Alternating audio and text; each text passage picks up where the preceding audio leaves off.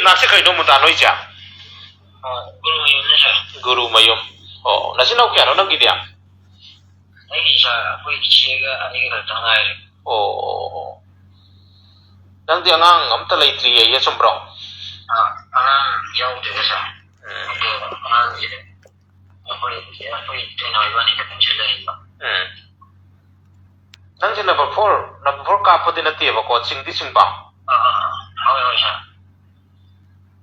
jibu ga noi ni de ka ti sing mi na gra sing na dum hayu ko ai wam hai ge no ta ai wam hai ge mi je nong mai gi mamang da namma ga phara hango tam daran pam ta ngang ya da bani khangi ko loi na khanga bani nang kadai da kara rehab center da nai koi da na rehab center tholo pa kyam koi ra ge na ka di koi ra ni hoi ni khangi na hai chom mi ado pithribi ga nang ni sa chamin na si kaya ra ti chamin na re chawrak pa ai amukatang jamin na dengar aja amukatang isu mana aja ai ga sanchi sunggang di kanna de ko sa ada ida senja ke jo ko senja je jadi ida pawi pangna ba ada ma je bisa baik ke na to ni ni je hai ko ai kan ai ne ai de la o ai ju ga ile ke na ga ile ni la o ko ma je la ai ada sanchi ga ma to kanna ke to ko ada de senja apa isi mana ke de ya ba na po de to ai de ko ma ke na kanna ba na ai sa kanna ba ke ko ye ma je tahu puan itu bayar kan ini sih ikut sehari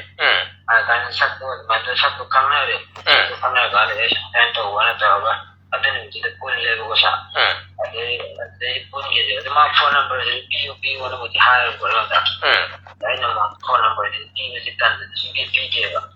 ini masih cara hoki hoki itu kah macam apa ada itu masih hari itu bagaimana mah bisa dibayar apa gaji apa jadi mah ini tu cerita pada saya itu tahu ni apa ini orang itu di tahu ya kalau isu gaji itu bisa jadi itu orang pun punya besar ado ai wa ke hoi ma bu de maran ma tung ina hat khre ado mana hai dum bagi no isu nara lai ri hai ri ni khange ko ado bu noi di bu sik ai wa ke ai gi jahanam da taw nang na bu di amma hai bi ai taw da bu ai khoi na wa do pa da hango ma taw na pa da seng na nang gi maram da da gi thoi hoi noi taw bu maram da hairam ba bani ado bu nang di hu sik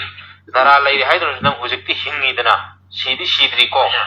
adu bu nang na sumna hairaga di akhoi party ki side tagi ai ese chairman na moina KCPMC progressive ki chairman na moina akhoi noi I masel se mara lai haiduna so khoi kasu khuthaning nanti haning manati khange ko adu nang sing na dum khumu la tawru radi landa bai jing apote yan tai ko landa bai jing apote tawru radi tawru re haga da bani maram di kai gano da mi di haidu ma bani loina khange ko nang ju sing na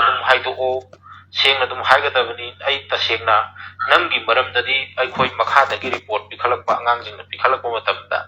nang gi maram se rehab center da ki tholok pa kuidri na ino da haga ko dum patang aktra ado adum khangam dra khangi ko ado khangani ba dum noina taw thabok se ado nang ki se number 4 ka putina ti sing bane ba ko adagi waheng bam thoi sina mai na number 4 ka para ma enten adagi SP tablet cha ba kai ka bu de koi khangi waheng bam thoi ki ju sing bane ba ko ado adagi ma ga waheng bam thoi ga pul liba lilong dagi pangan macha jing du di ma bing jing tom ta hairo sa mo ke da mana yang kana dambu kala pulling ai da ninja ada le je raja ko wanne ko nawas ko wanne jadi pikir ne jadi ana ma hai ada dengan ini ai ba to o ide ai ji pun ba yok da ni ko hoi anang pun ba su yok dro ne nam sing nam ta hayu ta asal ai di yok de sa da ai di ta sing ai ma ge mai da sa da ai no ta sok ke asal ai na ni raja ke namin khang ni da na to is na ko mai da le ngai da ko ki pa na sa ni je chi juma na pa le ba pa ni khang ba ne ba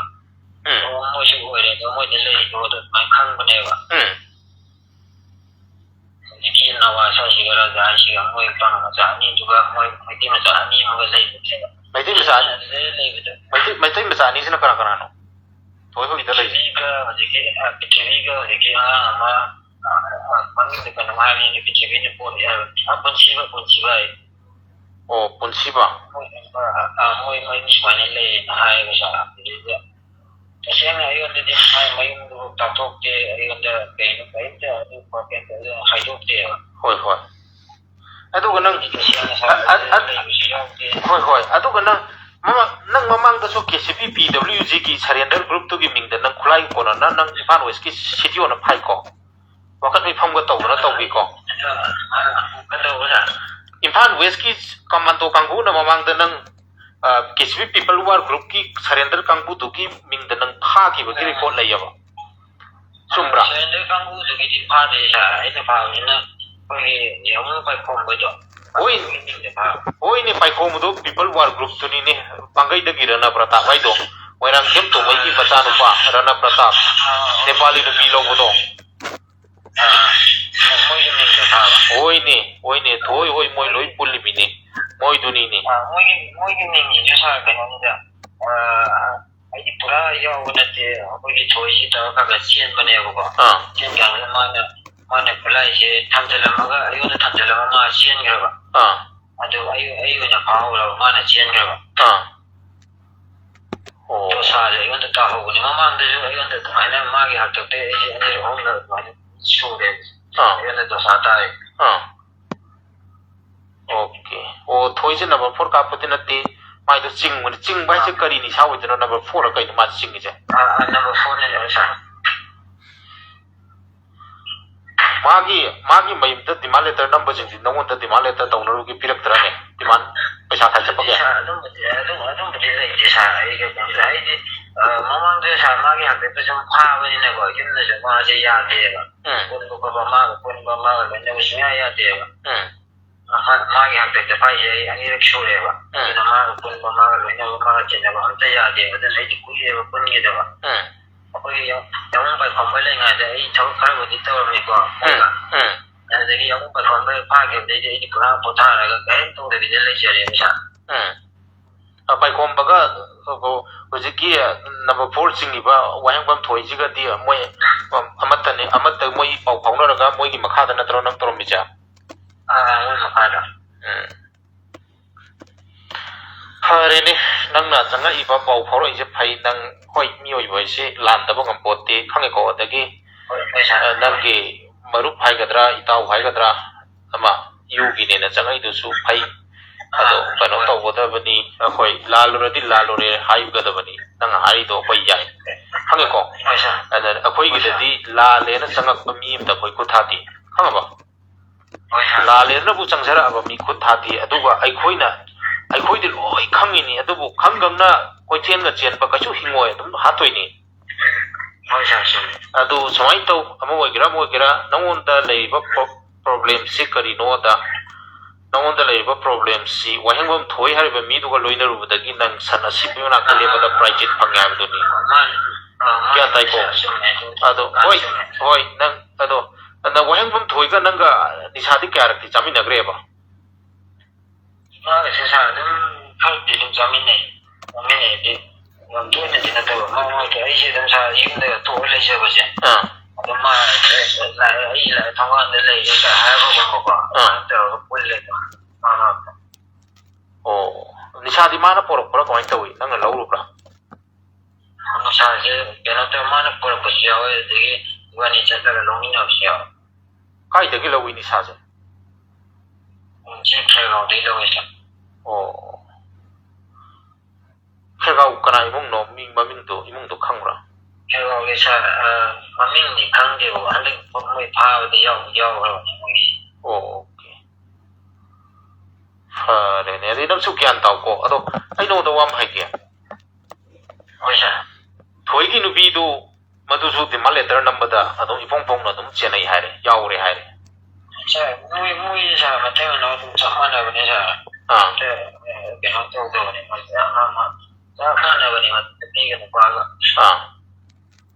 okay ꯂꯩꯇꯦꯅꯦ ꯃꯥꯏ ꯅꯨꯄꯤꯗꯣ ꯀꯔꯤꯒꯤꯅꯣ ꯃꯥꯅ ꯃꯥꯏ ꯅꯨꯄꯥꯗꯨꯅ ꯍꯨꯔꯥꯟꯕ ꯑꯗꯨꯝ ꯌꯥꯎꯔꯤꯗꯨꯕꯨ ꯇꯧꯒꯦ ꯍꯥꯏꯔꯒꯅ ꯅꯤꯌꯣꯝ ꯆꯨꯝꯅ ꯇꯧꯔꯣ ꯄꯥꯔꯇꯤꯗꯣ ꯃꯣꯏꯅ ꯄꯩꯁꯥ ꯈꯥꯏꯔꯦ ꯗꯤꯃꯥꯟ ꯂꯦꯇꯔ ꯃꯇꯩ ꯃꯅꯥꯎ ꯇꯧꯔ ꯃꯌꯨꯝꯗꯨ ꯅꯝꯃꯦ ꯑꯗꯒꯤ ꯃꯊꯛꯀꯤ ꯌꯨꯝꯗꯨꯒꯤ ꯇꯦꯔꯦꯁ ꯃꯊꯛꯇꯨꯗ ꯃꯣꯏ ꯄꯩꯁꯥ ꯈꯥꯏꯔꯨꯔꯦ ꯑꯗꯒꯤ ꯂꯥꯜꯍꯧꯕꯒꯤ ꯃꯤꯡꯗ ꯈꯥꯏꯔꯨꯔꯒ ꯐꯪꯉꯛꯄ ꯄꯩꯁꯥꯗꯨꯅ ꯑꯃꯨꯛ ꯅꯝꯕꯔ 4 ꯂꯧꯕ ꯊꯥꯔꯦ ꯄ꯭ꯔꯤꯊꯤꯕꯤ ꯊꯥꯔꯝꯃꯤ ꯑꯗꯒꯤ ꯅꯪꯁꯨ ꯃꯥꯅ ꯅꯝꯕꯔ 4 ꯂꯧꯕ ꯊꯥꯏꯀꯣ ꯊꯣꯏꯅ ꯊꯥꯏꯀꯣ ꯑꯃꯒ ꯆꯠꯃꯤꯟꯅꯩ ꯑꯗ ꯅꯣꯏ ꯁꯤꯖꯤꯟꯅꯔꯦ ꯅꯣꯏ ꯇꯧꯔꯤꯁꯦ ꯑꯗꯣ ꯅꯪ ꯆꯨꯝꯃꯦꯅꯗꯤ ꯈꯟꯕ꯭ꯔꯥ ꯁꯨꯃꯥꯏꯅ ꯇꯧꯕꯁꯦ ꯅꯪ ꯀꯔꯤ ꯈꯜꯂꯤ ꯑꯩꯗꯤ ꯃꯥꯅ ꯑꯗꯨꯃꯥꯏꯅ ꯑꯗꯣꯝꯗ ꯊꯕꯛ ꯏꯟꯈꯥꯡ ꯑꯗꯨꯝꯕ ꯇꯧꯋꯦꯗꯨꯗꯤ ꯈꯪꯗꯦꯕ ꯁꯥꯔꯀꯣ ꯇꯣꯉꯥꯟꯅ ꯑꯗꯨꯃꯥꯏꯅ ꯇꯧꯋꯦ ꯈꯣꯠꯂꯦꯗꯨꯗꯤ ꯑꯩꯗꯤ ꯈꯟꯕꯅ ꯅꯍꯥꯟꯋꯥꯏ ꯊꯥꯏꯅ ꯌꯥꯎꯕ ꯈꯣꯠꯄꯜꯂꯤꯉꯩꯗ ꯇꯧꯕ ꯑꯗꯨꯃꯥꯏꯅ ꯑꯗꯨꯝ ꯇꯧꯕ ꯅꯤꯡꯕ ꯑꯩꯗꯤ ꯃꯥꯁꯦ ꯄꯥꯔꯇꯤ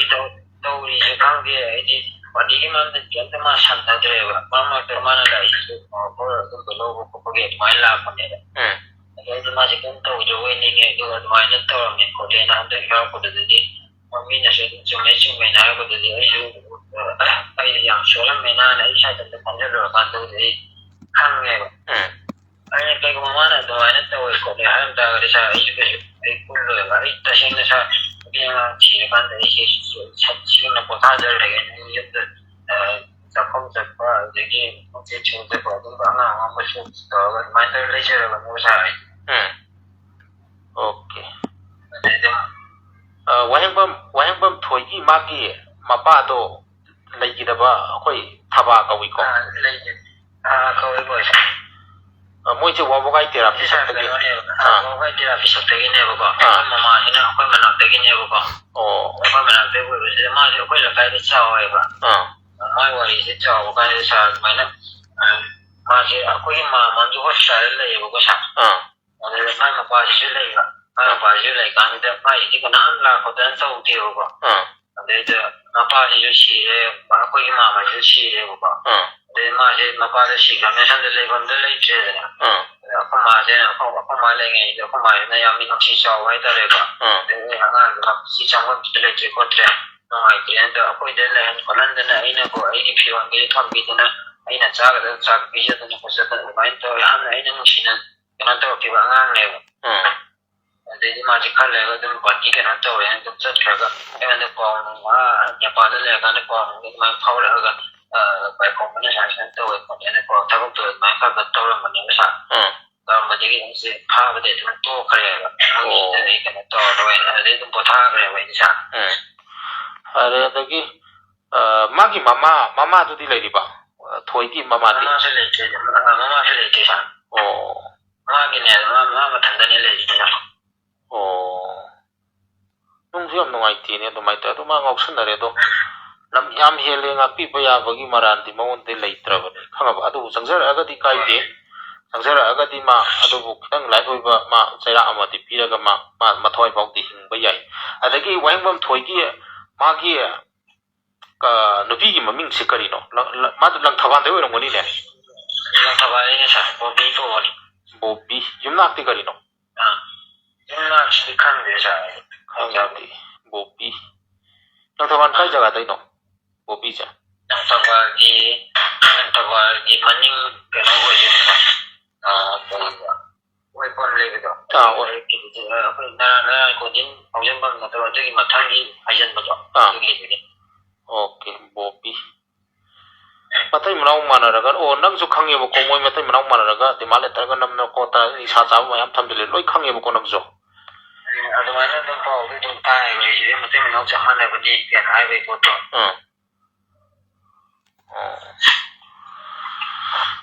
ꯑꯩꯗꯤ ꯇꯁꯦꯡꯅ ꯁꯥꯔ ꯑꯩꯗꯤ ꯑꯗꯨꯗꯩꯗ ꯌꯥꯎꯔꯝꯃꯒꯗꯤ ꯁꯥꯔ ꯍꯣꯏꯅ ꯑꯗꯨꯝ ꯑꯇꯩꯗ ꯍꯪꯉꯒꯁꯨ ꯑꯗꯨꯝ ꯈꯪꯅꯤꯀꯣ ꯑꯩ ꯌꯥꯎꯏ ꯌꯥꯎꯗꯦꯗ ꯑꯩ ꯑꯩꯅ ꯁꯥꯔ ꯃꯥꯒꯤ ꯃꯌꯨꯝ ꯇꯥꯛꯊꯣꯛꯀꯦ ꯑꯩꯗꯤ ꯑꯗꯨꯗ ꯌꯥꯎꯔꯨꯕꯁꯨ ꯂꯩꯇꯦ ꯄ꯭ꯔꯤꯊꯤꯕꯤ ꯑꯉꯥꯡꯗꯨꯒꯗꯤ ꯅꯨꯡꯉꯥꯏꯈꯤꯗꯕꯕꯨꯗꯤ ꯂꯩꯀꯣ ꯑꯩꯒꯀꯣ ꯊꯣꯏꯒꯁꯨ ꯅꯨꯡꯉꯥꯏꯅꯗꯕ ꯂꯩ ꯑꯗ ꯄ꯭ꯔꯤꯊꯤꯕꯤꯗ ꯉꯍꯥꯟꯋꯥꯏꯁꯨ ꯑꯩꯈꯣꯏꯅꯁꯨ ꯁꯥꯔ PWGꯒꯤ ꯇꯧꯔꯤꯉꯩꯗ ꯃꯥꯁꯤ ꯈꯨꯠꯂꯥꯏ ꯑꯩꯈꯣꯏꯒꯤ ꯕꯥꯖꯤ ꯑꯣꯟꯕꯤꯗ ꯕꯥꯖꯤ ꯃꯆꯥꯗꯣ ꯑꯗꯨꯗꯨꯅ ꯃꯉꯣꯟꯗ ꯈꯨꯠꯂꯥꯏ 4 ꯁꯤꯟꯅꯔꯒ ꯃꯥꯅ ꯈꯨꯠꯂꯥꯏꯁꯦ ꯑꯩꯈꯣꯏꯒꯤ ꯃꯣꯕꯥꯏꯜ ꯁ꯭ꯇꯣꯔ ꯑꯃ ꯂꯨꯠ ꯇꯧꯕꯗꯣ ꯆꯤꯡꯃꯩꯔꯣꯝꯗ ꯑꯗꯩꯗ ꯃꯥꯅ ꯈꯨꯠꯂꯥꯏ 4 ꯑꯃ ꯄꯨꯂꯞ ꯃꯥꯡꯍꯟꯈꯤꯕꯒꯤ ꯑꯗꯩ ꯃꯥꯁꯦ ꯑꯩꯈꯣꯏꯅꯁꯨ ꯐꯨꯕ ꯌꯥꯎꯈ꯭ꯔꯦꯕ ꯁꯥꯔ ꯑꯣ ꯃꯣꯕꯥꯏꯜ ꯁ꯭ꯇꯣꯔ ꯂꯨꯠ ꯇꯧꯔꯤꯕ ꯅꯣꯏꯅ ꯅꯠꯇꯦ ꯃꯥꯅ ꯇꯧꯔꯛꯄ ꯈꯨꯠꯂꯥꯏꯁꯦ ꯃꯉꯣꯟꯗ ꯁꯤꯖꯤꯟꯅꯕ ꯈꯨꯠꯂꯥꯏ ꯃꯔꯤ ꯑꯣ KCB PWGꯒꯤ ꯃꯤꯡꯗ ꯂꯨꯠ ꯇꯧꯔꯤꯕ ꯃꯣꯕꯥꯏꯜ ꯅꯠꯇꯦ ꯈꯨꯠꯂꯥꯏꯁꯤꯅ PWGꯒꯤ ꯑꯩꯈꯣꯏꯅ ꯃꯉꯣꯟꯗ ꯁꯤꯖꯤꯟꯅꯕ ꯑꯗꯨꯒ ꯃꯥꯒꯤ ꯃꯃꯥꯟꯅꯕ ꯑꯣꯛꯇꯣꯕꯔ ꯈꯔ ꯃꯥꯅ ꯂꯨꯠ ꯇꯧꯔꯒ ꯍꯧꯖꯤꯛꯀꯤ ꯃꯣꯕꯥꯏꯜ ꯁ꯭ꯇꯣꯔꯁꯦ ꯑꯗꯒꯤ ꯈꯨꯠꯂꯥꯏ ꯀꯩꯀꯩꯗꯣ ꯂꯣꯏꯅ ꯐꯥꯍꯟꯗꯅ ꯃꯥꯅ ꯃꯥꯡꯍꯟꯕ ꯇꯧꯈꯤꯕ ꯑꯗꯒꯤ ꯃꯥꯁꯦ ꯈꯔ ꯐꯨ ꯈꯣꯠꯇꯅ ꯇꯧꯈꯤꯕꯅꯦ ꯑꯩꯈꯣꯏꯅꯁꯨ ꯑꯣꯀꯦ ꯑꯗꯣ ꯅꯪ ꯋꯥꯍꯦꯡꯕꯝ ꯊꯣꯏꯁꯦ ꯃꯥ ꯅꯤꯁꯥ ꯆꯥꯔꯦ ꯍꯥꯏꯕ ꯑꯃ ꯂꯩꯔꯦ ꯑꯗꯒꯤ ꯄꯥꯔꯇꯤꯒꯤ ꯃꯤꯡꯗ ꯇꯧꯔꯒ ꯁꯔꯦꯟꯗꯔ ꯇꯧꯔꯒ ꯗꯤꯃꯥꯟ ꯂꯦꯇꯔ ꯄꯨꯡꯈꯥꯏ ꯈꯥꯏꯔꯒ ꯈꯨꯜ ꯉꯥꯛꯄꯒꯤ ꯃꯤꯡꯗ ꯑꯗꯨ ꯑꯗꯥ ꯇꯧꯔꯒ ꯃꯤꯌꯥꯝꯗꯒꯤ ꯄꯩꯁꯥ ꯈꯥꯏꯔꯦ ꯑꯗꯨꯒ ꯃꯥ ꯅꯝꯕꯔ 4 ꯆꯤꯡꯕꯅꯦꯕꯀꯣ ꯃꯥꯒꯤꯁꯦ ꯀꯥꯞꯄ ꯅꯠꯇꯦꯕꯀꯣ ꯑꯗꯣ ꯃꯥ ꯑꯗꯨ ꯇꯧꯔꯦ ꯑꯗꯒꯤ ꯃꯥꯒꯤ ꯄꯣꯀꯦꯠꯇꯒꯤ ꯄꯨꯊꯣꯛꯑꯒ ꯐꯥꯎꯕ ꯅꯉꯣꯟꯗ ꯅꯤꯁꯥ ꯂꯧꯃꯤꯟꯅꯔꯒ ꯆꯥꯃꯤꯟꯅꯔꯦ ꯀꯣ ꯁꯤꯖꯤꯟꯅꯃꯤꯟꯅꯔꯦ ꯑꯗꯣ ꯃꯥ ꯀꯟꯅꯤꯡꯕ꯭ꯔꯥ ꯅꯪꯒꯤ ꯋꯥꯈꯜꯂꯣꯟꯗ ꯃꯥꯁꯦ ꯑꯩꯈꯣꯏꯅ ꯍꯥꯠꯈꯤꯕ ꯃꯇꯝꯗ ꯑꯗꯨꯝ ꯅꯪ ꯀꯩꯁꯨ ꯃꯥꯁꯦ ꯁꯥꯔꯀꯣ ꯑꯗꯨꯝ ꯑꯩꯈꯣꯏꯒꯤ ꯃꯅꯨꯡꯗ ꯌꯥꯎ ꯀꯥꯡꯕꯨꯅꯁꯨ ꯍꯥꯏꯌꯦꯕꯀꯣ ꯃꯁꯤ ꯌꯥꯝꯁꯦ ꯌꯥꯝ ꯐꯠꯇ꯭ꯔꯦ ꯅꯉꯣꯟꯗꯁꯨ ꯃꯥꯅ ꯇꯧꯔꯝꯃꯤ ꯃꯌꯥꯝꯁꯦ ꯃꯥ ꯍꯥꯛꯇꯛꯇ ꯉꯥꯛꯇꯅꯤ ꯌꯥꯝ ꯐꯠꯇꯕ ꯑꯉꯥꯡ ꯑꯣꯏꯌꯦ ꯃꯥꯁꯦ ꯀꯩꯅꯣ ꯇꯧꯁꯦꯅ ꯍꯥꯏ ꯀꯥꯟꯗꯅꯦꯕ ꯑꯗꯨꯝ ꯁꯥꯔ ꯑꯩꯅ ꯃꯥꯁꯦ ꯐꯅ ꯂꯥꯛꯑꯝ ꯅꯨꯡꯁꯤꯗ꯭ꯔꯒꯁꯨ ꯑꯩꯒꯤ ꯊꯃꯣꯏꯗꯀꯣ ꯁꯨꯝ ꯊꯥꯏꯅ ꯉꯍꯥꯟꯋꯥꯏ ꯃꯥ ꯃꯄꯥ ꯂꯩꯈꯤꯗꯕꯒꯤ ꯃꯇꯥꯡꯗ ꯑꯩꯈꯣꯏꯗ ꯂꯩꯈꯤꯕ ꯆꯥꯃꯤꯟ ꯊꯛꯃꯤꯟꯅꯈꯤꯕ ꯑꯩꯅ ꯏꯅꯥꯎꯄꯥꯁꯤꯅ ꯂꯨꯅ ꯇꯧꯔ ꯊꯝꯈꯤꯕꯗꯣ ꯑꯗꯨꯒꯤ ꯃꯤꯅꯨꯡꯁꯤꯗꯨꯗꯤ ꯑꯗꯨꯝ ꯑꯩꯉꯣꯟꯗꯗꯤ ꯄꯣꯛꯄ ꯇꯁꯦꯡꯅ ꯍꯥꯏꯔꯒꯗꯤ ꯃꯥꯁꯦ ꯑꯗꯨꯃꯥꯏꯅ ꯇꯧꯈꯤꯕꯕꯨꯗꯤ ꯌꯥꯔꯕ ꯑꯉꯥꯡꯅꯦꯕꯀꯣ ꯑꯗꯨ ꯑꯩꯒꯤ ꯑꯣꯏꯅ ꯑꯩꯉꯣꯟꯗ ꯌꯥꯝ ꯅꯨꯡꯉꯥꯏꯖꯗꯕꯗꯣ ꯁꯨꯝ ꯑꯩꯅ ꯄꯤꯛꯏꯉꯩꯗꯒꯤ ꯑꯩꯉꯣꯟꯗ ꯁꯦꯠꯀꯗꯕ ꯆꯥꯒꯗꯕ ꯑꯩꯅ ꯃꯉꯣꯟꯗ ꯊꯣꯟꯗꯅ ꯈꯣꯠꯇꯅ ꯆꯥꯃꯤꯟꯅꯗꯅ ꯊꯛꯃꯤꯟꯅꯗꯅ ꯑꯩꯈꯣꯏꯁꯨ ꯂꯩꯕ ꯅꯠꯇꯦ ꯌꯨꯝ ꯃꯆꯥ ꯐꯃꯨꯡ ꯃꯆꯥ ꯄꯤꯛꯇꯨꯗꯨꯒ ꯑꯩꯒ ꯇꯨꯃꯤꯟꯅꯔ ꯈꯣꯠꯂꯒ ꯍꯧꯗꯣꯛꯃꯤꯟꯅꯈꯤꯗꯅ ꯁꯥꯔ ꯑꯗꯨꯗꯨꯒꯤ ꯈꯤꯇꯪ ꯑꯩꯅ ꯅꯨꯡꯉꯥꯏꯇꯕ ꯃꯤꯅꯨꯡꯁꯤꯗꯨ ꯄꯣꯛꯄ ꯑꯗꯨ ꯃꯥꯏ ꯃꯔꯥꯡꯒꯤ ꯃꯇꯨꯡ ꯏꯟꯅꯕꯗꯤ ꯀꯩꯁꯨꯕꯨꯗꯤ ꯀꯥꯏꯗꯦꯕꯀꯣ ꯑꯗꯨꯒꯤ ꯃꯤꯅꯨꯡꯁꯤꯗꯨꯗꯤ ꯑꯩꯉꯣꯟꯗꯗꯤ ꯂꯩꯕ ꯑꯣꯏꯅ ꯍꯧꯖꯤꯛꯁꯦ ꯏꯃꯥꯟꯅꯕꯁꯤꯡꯅꯁꯨ ꯍꯥꯏꯌꯦ ꯅꯪꯉꯣꯟꯗꯗꯤ ꯌꯥꯝꯅ ꯃꯥꯅ ꯕꯤꯇ꯭ꯔꯦ ꯇꯧꯕꯤꯔꯗꯃꯛꯇ ꯅꯪꯅ ꯃꯥꯁꯦ ꯑꯗꯨꯝ ꯅꯨꯡꯁꯤꯕ ꯐꯥꯎꯔꯤꯗ ꯀꯩꯒꯤꯅꯣꯅ ꯑꯩꯉꯣꯟꯗ ꯍꯪꯉꯦꯕ ꯑꯩꯉꯣꯟꯗꯁꯨ ꯁꯥꯎꯋꯦꯕ ꯌꯥꯝꯅ ꯑꯗꯨꯕꯨ ꯀꯩ ꯍꯥꯏꯅꯤ ꯁꯥꯔ ꯑꯩꯅ ꯁꯨꯝ ꯅꯨꯡꯉꯥꯏꯖꯗꯕꯗꯣ ꯊꯥꯏꯅ ꯄꯤꯊꯣꯛꯄꯤꯉꯩꯗ ꯑꯩꯗꯤ ꯏꯅꯥꯎꯄꯥꯗꯩ ꯅꯉꯣꯟꯗ ꯁꯨꯝ ꯇꯧꯔꯛꯈꯤꯕꯅꯤꯅꯀꯣ ꯑꯗꯨ ꯈꯤꯇꯪꯒꯤ ꯋꯥꯅꯁꯨ ꯐꯔꯦ ꯍꯥꯏꯗꯤ ꯅꯪꯅ ꯍꯥꯏꯅꯤꯡꯉꯤꯁꯤ ꯃꯔꯥꯟꯒꯤ ꯃꯇꯨꯡ ꯏꯟꯅ ꯄꯥꯔꯇꯤꯒꯤ ꯃꯤꯡꯗ ꯑꯗꯨ ꯇꯧꯔ ꯃꯣꯏꯅ ꯁꯔꯦꯟꯗꯔ ꯇꯧꯁꯜꯂꯒ ꯃꯥꯒ ꯄꯨꯟꯃꯤꯟꯅꯔꯤꯕ ꯄꯥꯏꯈꯣꯝꯕ ꯍꯥꯏꯗꯨ ꯍꯥꯟꯅ ꯑꯩꯈꯣꯏ MCꯒꯤꯗ ꯄꯕ꯭ꯂꯤꯁꯤꯇꯤ ꯁꯦꯀ꯭ꯔꯦꯇꯔꯤ ꯑꯣꯏꯔꯝꯃꯤ ꯈꯪꯉꯦꯀꯣ ꯄꯥꯡꯒꯩꯗꯒꯤꯅꯤ ꯅꯪ ꯄꯥꯡꯒꯩꯗꯒꯤꯅꯤꯗꯤ ꯈꯪꯕ꯭ꯔꯥ ꯍꯥꯟꯅ ꯈꯪꯉꯦ ꯁꯥꯔ ꯃꯌꯨꯝꯗꯤ ꯆꯠꯂꯨꯔꯕ ꯅꯪ ꯆꯠꯂꯨꯔꯦ ꯃꯌꯨꯝꯗꯗꯤ ꯌꯥꯝꯅ ꯅꯪꯕ ꯌꯨꯝ ꯑꯣꯏ ꯁꯥꯔ ꯃꯣꯏꯁꯦ ꯑꯗꯨ ꯃꯣꯏ ꯅꯪꯉꯦ ꯍꯥꯏꯔ ꯀꯃꯥꯏ ꯇꯧꯒꯦ ꯃꯣꯏ ꯏꯃꯨꯡꯗꯨꯕꯣ ꯃꯣꯏ ꯏꯃꯨꯡꯗ ꯁꯥꯔ ꯄꯩ ꯃꯃꯥꯗꯣ ꯑꯍꯟꯁꯨ ꯑꯣꯏꯔꯦꯀꯣ ꯏꯃꯨꯡꯒꯗꯣ ꯇꯦꯛꯇꯦ ꯂꯥꯛꯇꯣꯏ ꯇꯧꯔ ꯄꯩꯔꯒ ꯂꯩ ꯁꯥꯔ ꯅꯪꯒꯤ ꯃꯥꯁꯦ ꯑꯗꯨꯅꯤꯅꯦ ꯑꯗꯣ ꯊꯣꯏꯒ ꯃꯣꯏꯁꯤꯅꯤꯅꯦꯀꯣ ꯃꯥꯟꯅꯔ ꯇꯧꯔꯤꯁꯦ ꯅꯠꯇ꯭ꯔꯥ ꯄꯥꯏꯈꯣꯝꯕꯕꯨꯗꯤ ꯐꯥꯈ꯭ꯔꯦꯅ ꯁꯥꯔ ꯐꯥꯔꯒ ꯑꯃꯨꯛ ꯊꯣꯛꯈ꯭ꯔꯕꯅꯤꯅꯦ ꯇꯤꯍꯥꯔꯗ ꯂꯩꯌꯦ ꯁꯥꯔ ꯃꯥꯁꯦ ꯍꯧꯖꯤꯛ ꯇꯤꯍꯥꯔꯗ ꯂꯩꯇꯦꯗ ꯊꯣꯛꯈ꯭ꯔꯕꯅꯤ ꯇꯤꯍꯥꯔꯗ ꯂꯩꯌꯦꯅ ꯍꯥꯏ ꯁꯥꯔ ꯑꯗꯨ ꯍꯥꯏꯖꯜꯂꯤ ꯑꯩꯗꯤ ꯁꯥꯔ ꯑꯗꯨꯒꯤ ꯃꯇꯝꯗꯨꯗ ꯇꯧꯔꯤꯉꯩꯗ ꯑꯩꯗꯤ ꯑꯗꯨꯝ ꯂꯩꯕꯥꯛꯀꯤꯅꯤꯅ ꯑꯗꯨꯝ ꯇꯧꯕꯅꯦꯕ ꯍꯣꯏ ꯅꯣꯏ ꯆꯨꯝꯃꯤꯅꯤ ꯅꯣꯏꯕꯨꯗꯤ ꯇꯧꯔꯤꯕ ꯄꯣꯠꯁꯤꯡꯗꯨ ꯅꯤꯁꯥ ꯆꯥꯔꯨꯕꯒꯤ ꯊꯣꯏꯅ ꯀꯩꯅ ꯑꯃ ꯇꯧꯔꯒ ꯊꯣꯏꯅ ꯄꯥꯏꯈꯣꯝꯕꯣꯏ ꯀꯩꯍꯣꯏ ꯃꯥꯟꯅꯔꯒ ꯃꯣꯏ ꯂꯣꯏ ꯄꯨꯜꯂꯒ ꯅꯣꯏ ꯁꯤꯖꯤꯟꯅꯕꯅꯤꯅꯦ ꯏꯁꯝ ꯁꯝꯅ ꯍꯥꯏꯔꯕꯗ ꯑꯗꯣ ꯐꯔꯦ ꯑꯗꯣ ꯅꯣꯏꯅꯕꯨꯗꯤ ꯂꯤꯗꯔꯗꯨꯅ ꯌꯥꯕꯒꯤ ꯍꯥꯏꯗꯤ ꯅꯪ ꯅꯤꯁꯥ ꯆꯥꯗ꯭ꯔꯁꯨ ꯑꯩꯈꯣꯏꯒꯤ ꯄꯥꯔꯇꯤꯗ ꯆꯪꯉꯛꯑꯒ ꯅꯪ ꯅꯤꯁꯥ ꯆꯥꯔ ꯁꯦꯔꯥꯟ ꯇꯧꯕꯗꯤ ꯀꯩꯁꯨ ꯌꯥꯔꯣꯏꯕ ꯅꯠꯇ꯭ꯔꯥ ꯑꯩꯈꯣꯏꯅ ꯌꯥꯗ꯭ꯔꯒꯗꯤ ꯑꯗꯣ ꯌꯥꯔꯒꯗꯤ ꯅꯣꯏꯁꯨ ꯑꯩꯈꯣꯏꯅ ꯀꯩꯒꯨꯝꯕ ꯅꯤꯁꯥ ꯆꯥꯕ ꯃꯤ ꯑꯗꯨꯝ ꯌꯥꯕ ꯑꯣꯏꯇꯥꯔꯗꯤ ꯑꯗꯨꯝ ꯌꯥꯗꯣꯏꯅꯦꯕ ꯅꯠꯇ꯭ꯔꯥ ꯆꯥꯗꯣꯏꯅꯦꯕ ꯑꯗꯣ ꯊꯕꯛ ꯑꯃ ꯇꯧꯕ ꯍꯥꯏꯁꯦ ꯂꯤꯗꯔꯒꯤ ꯃꯈꯥꯁꯨ ꯌꯥꯝ ꯄꯣꯜꯂꯤ ꯑꯗꯨꯅ ꯂꯤꯗꯔ ꯌꯦꯡꯉꯒ ꯊꯕꯛ ꯇꯧꯒꯗꯕꯅꯤ ꯑꯗꯣ ꯃꯆꯤꯟ ꯊꯤꯔ ꯂꯩꯕꯥꯛ ꯃꯌꯥꯝꯗꯨꯅ ꯑꯆꯨꯝ ꯃꯆꯥ ꯄꯉꯥꯡ ꯉꯥꯡꯉ ꯇꯧꯕ ꯑꯗꯨꯒꯤ ꯄꯣꯠꯇꯨ ꯑꯃ ꯂꯩꯔꯦ ꯑꯗꯣ ꯐꯔꯦ ꯑꯗꯣ ꯅꯪ ꯄꯥꯏꯈꯣꯝꯕ ꯍꯣꯏꯗ ꯍꯥꯏꯗꯤ ꯃꯣꯏꯔꯥꯡꯊꯦꯝ ꯃꯄꯥ ꯃꯃꯤꯡ ꯀꯩꯅꯣ ꯀꯔꯤ ꯇꯣꯡꯃꯩ ꯀꯧꯕꯅꯤ ꯔꯅ ꯄ꯭ꯔꯇꯥꯞꯀꯤ ꯄꯥꯏꯈꯣꯝꯕꯒꯤ ꯃꯄꯥꯒꯤ ꯃꯃꯤꯡꯗꯤ ꯈꯪꯗꯦ ꯁꯥꯔ ꯃꯥꯏ ꯃꯃꯤꯡꯕꯨꯗꯤ ꯈꯪꯉꯦ ꯔꯅ ꯄ꯭ꯔꯇꯥꯞ ꯀꯧꯋꯦ ꯈꯪꯉꯤ ꯃꯥꯏ ꯃꯃꯤꯡꯕꯨꯗꯤ ꯃꯥꯏ ꯃꯄꯥꯕꯨꯗꯤ ꯈꯪꯗꯦꯕ ꯀꯩꯗꯧꯕ ꯆꯠꯂꯨꯔꯤꯅꯣ ꯃꯣꯏ ꯆꯠꯄꯁꯦ ꯅꯍꯥꯟꯋꯥꯏꯁꯦ ꯀꯩꯅꯣ ꯇꯧꯕ ꯑꯩꯈꯣꯏꯁꯦ ꯄꯩꯁꯥ ꯃꯁꯥꯗ ꯈꯤꯇꯪ ꯅꯪꯅꯕ ꯈꯣꯠꯅꯗꯕ ꯌꯥꯎꯋꯦꯕꯀꯣ ꯑꯗꯒꯤ ꯃꯣꯏꯒꯤ ꯃꯃꯥꯟꯅꯕ ꯑꯃꯈꯛꯇꯒꯤ ꯁꯨꯃꯥꯏꯅ ꯄꯩꯁꯥ ꯃꯥꯅ ꯁꯤꯟꯈꯤꯕꯅꯤ ꯂꯧꯗꯦꯅ ꯂꯤꯁꯤꯡ ꯑꯅꯤ ꯂꯧꯕ ꯑꯃ ꯌꯥꯎꯔꯤꯗ ꯑꯗꯨꯗꯤ ꯈꯪꯗꯦ ꯃꯃꯥꯟꯅꯕ ꯀꯅꯥꯅꯣ ꯃꯌꯨꯝ ꯀꯥꯏꯗꯅꯣ ꯃꯣꯏ ꯑꯗꯨꯋꯥꯏꯗꯒꯤꯅꯦ ꯁꯥꯔ ꯃꯃꯤꯡꯒꯗꯨꯁꯨ ꯀꯥꯎꯔꯦ ꯁꯥꯔ ꯁꯨꯝ ꯀꯨꯏꯔꯦ ꯆꯍꯤ 35 ꯁꯤꯒꯤ ꯃꯌꯥ ꯁꯨꯃꯥꯏꯅ ꯑꯣꯏꯔꯝꯃꯅꯤ ꯁꯥꯔ ꯑꯗꯨꯗꯤ ꯅꯪ ꯉꯜꯂꯤꯉꯩꯗꯩ ꯃꯣꯏꯒ ꯄꯨꯜꯂꯤ ꯍꯥꯏꯕꯅꯤꯅꯦ ngani perform ke na to e pulle sa jadi mai phagi bedo ade je pura tadat kheba mari Okay. Ado itaragati pose number 1 nang ge soibse karino hai taragati hanta ikoi dana Prithvi na PWG gi mingda kulai mari sumang halle haire ado itarti mobile dukan phai hai bane bratra adu gi potom nei re company ko chang yo ge no sa acha ado itarti pochi nang ge soibse karino hai taragati maru ina noi nang na ni sa saru budagi moi matung illubuni ne fare ado amo boire dagi mamang da su khulai phabai ming do moi khulai phabing do thoina thamjalam badagi tawbune na haire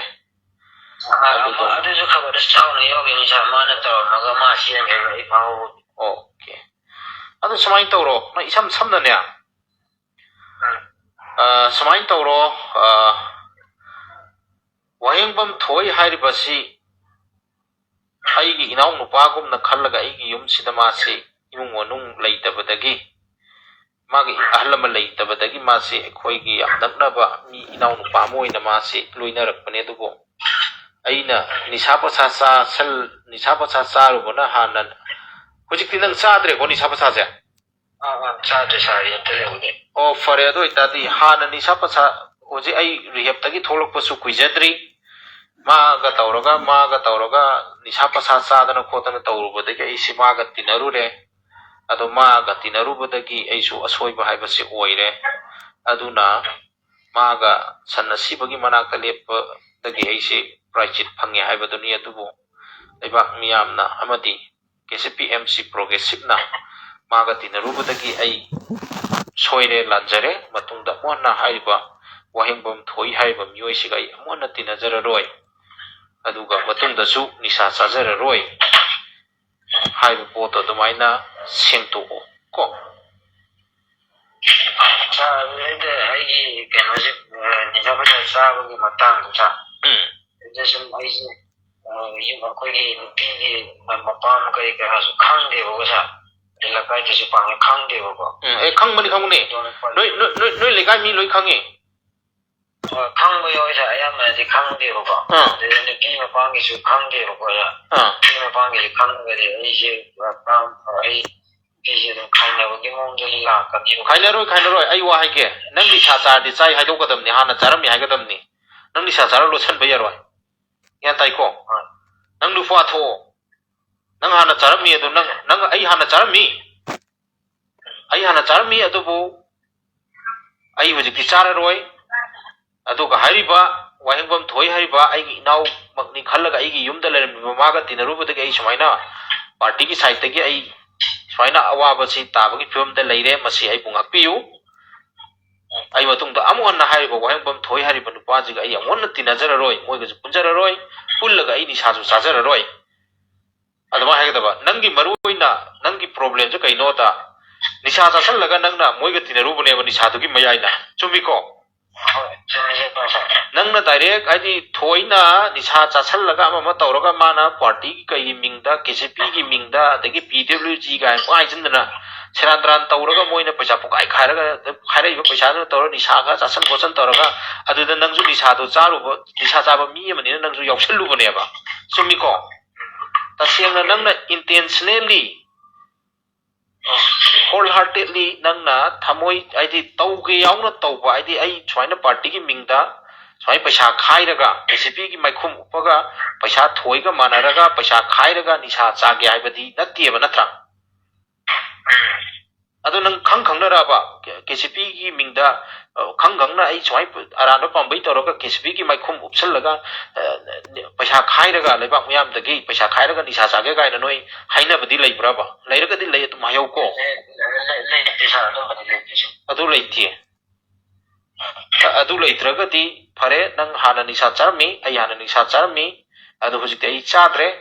adu nisa chari ngai matamda wahengbam thoi haiba nipa jiga maga pullubadagi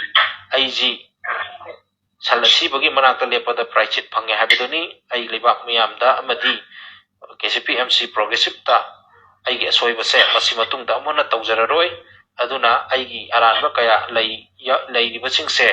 ꯉꯥꯛꯄꯤꯅꯕ ꯍꯥꯏꯖꯔꯤ ꯍꯥꯏꯅ ꯁꯦꯡꯗꯣꯛꯎꯀꯣ ꯌꯥꯝ ꯁꯝꯅ kena tu bione sana ne ko waro lo ha ta ngi ira sa dum thabi ro ne de sa ne ira ko ai chap tan dum ai ꯑꯣ ꯑꯗꯨ ꯇꯧ ꯑꯗꯨ ꯑꯩ ꯅꯉꯣꯟꯗ ꯋꯥ ꯑꯃ ꯍꯥꯏꯒꯦ ꯅꯪ ꯅꯨꯡꯉꯥꯏꯇꯦ ꯈꯪꯉꯦꯀꯣ ꯅꯨꯡꯉꯥꯏꯇꯦ ꯅꯪ ꯆꯪꯖꯔꯛꯄꯅꯤ ꯑꯩꯈꯣꯏꯗꯤ ꯆꯪꯉꯛꯑꯒꯗꯤ ꯅꯉꯣꯟꯗ ꯐꯅꯕꯅꯤ ꯂꯩꯕꯥꯛ ꯃꯌꯥꯝꯅ ꯅꯪ ꯅꯤꯁꯥ ꯆꯥꯗꯦ ꯀꯥꯏꯅ ꯅꯪ ꯅꯣꯏ ꯅꯨꯄꯤ ꯃꯌꯨꯝ ꯈꯪꯗꯦ ꯀꯥꯏ ꯍꯥꯏꯔꯨꯅꯨ ꯂꯣꯏ ꯈꯪꯕꯅꯤ ꯈꯪꯉꯦꯀꯣ ꯅꯣꯏ ꯂꯩꯀꯥꯏꯒꯤ ꯀ꯭ꯂꯕꯀꯤ ꯀꯩꯀꯩ ꯄꯥꯎ ꯂꯣꯏ ꯑꯩꯈꯣꯏ ꯂꯣꯏ ꯍꯪꯅꯔꯕꯅꯤ ꯅꯣꯏ ꯂꯩꯀꯥꯏꯒꯤ ꯃꯤ ꯀꯩꯀꯥ ꯑꯗꯣ ꯅꯪ ꯅꯤꯁꯥ ꯆꯥꯏꯁꯦ ꯂꯣꯏ ꯈꯪꯕꯅꯤ ꯑꯗꯣ ꯅꯪ ꯇꯧꯕꯗꯕꯨ ꯑꯩꯒ ꯋꯥꯔꯤ ꯁꯥꯕ ꯃꯇꯨꯡꯗ ꯅꯪ ꯅꯤꯁꯥ ꯆꯥꯕꯩ ꯔꯦꯀꯣꯔꯠ ꯂꯥꯛꯄꯗꯤ ꯌꯥꯔꯣꯏꯀꯣ ꯑꯩꯒꯤ ꯍꯦꯛ